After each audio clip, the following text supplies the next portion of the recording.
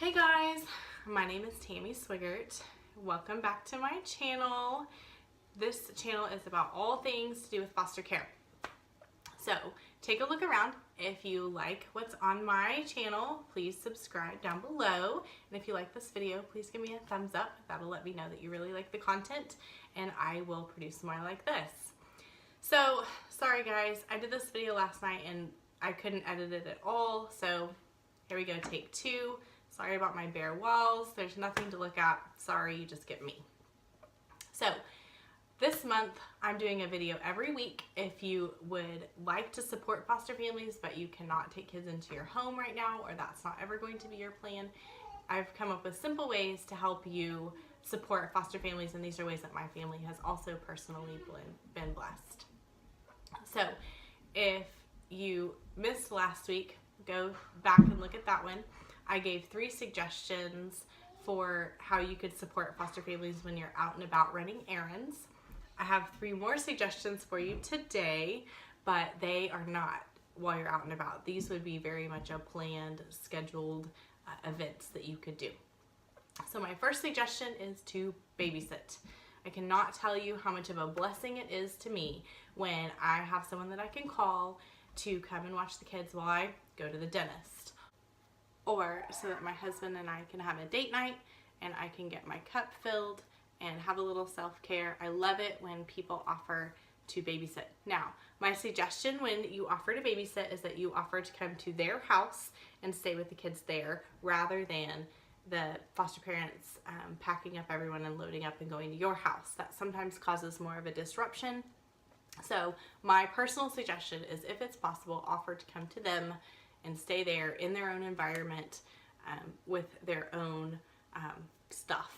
So if you have trouble finding a babysitter, here's a shout out to why I love working with agencies. My personal agency has a volunteer program where people can sign up to just be babysitters. So these people have been background checked. They have had a little bit of trauma training, so they understand if they're seeing some behaviors, where these behaviors might be coming from. So there's my shameless plug. My second suggestion is going to be doing a respite, which I'm using that term specifically for a reason. A respite is similar to babysitting, but it would be an overnight. So it would be a night or a couple of nights. The reason that I call it respite and not just an overnight adventure is because every state has specific guidelines for ages and genders, and who you have to tell and who needs to be involved. So I think that it's super important that the foster parent understands that they need to reach out and make sure that they're following all the proper guidelines for you to take them for them overnight. Now, in this situation, yes, I would recommend that they come to your house and they stay with you. This has been super helpful when we need to get a project done around the house. Maybe we need to paint, and it would be super helpful to not have kids running around and having to worry about all of the things that they might be getting into. Or maybe we just need a weekend to decompress and reconnect if things have gotten super stressful. If you've watched one of my other videos before, we have another family that we do a swap with. So our families are together 2 weekends a month or 2 nights every month. One night her kids come to my house and I watch them, and then whenever we decide to do it again, my kids go over to her house and we trade off that way. So we still involve them in all of our weekend activities when we do that. We usually go pick them up in the morning around 10, depending on what we've got going on. But it's just so nice to have that evening by ourselves, wake up in the morning, slowly drink our coffee in the quiet. It's kind of nice. It's a little treat that we like to give ourselves, and I like to give to their family as well when it's our turn to watch the kids.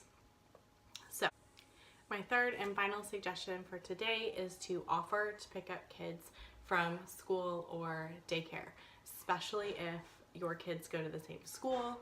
I will not go into all the reasons why pickup can be super stressful and super hectic, especially for foster moms who are not used to it. It's very overwhelming, and it's always helpful at any time for someone to say, hey, I'm already there. I would love to pick them up for you. It's such a blessing. Now, let me do my due diligence. and say you need to make sure that you have the proper car restraints and that they are installed in the car correctly. You need to make sure that the foster mom has called the school to let them know, and then make sure that the school has relayed that to the child so that there's not extra stress or anxiety, so that they understand this is the person who's picking you up. Maybe you're normally a bus rider, but you're going to be a car rider today. Or maybe you're always a car rider, you're just going to get into a different car just for today, this one time, and then that person's going to take you for a treat and then to the house. So those are my suggestions for this week. If you are a foster parent and you have been blessed by some people serving you, please comment down below and let me know. I would love to include that in one of my videos that's coming up. Also, if you just like to volunteer and this has given you an idea for something else that you could do for a foster family, also comment that down below and let me know. I'd love to include that as well. So I wanted to make this super quick and super short so everybody can get on with their weekend. Thank you so much for watching, and stay tuned next week when I'll have some more tips for you. Thank you so much. Have a great weekend. Bye-bye.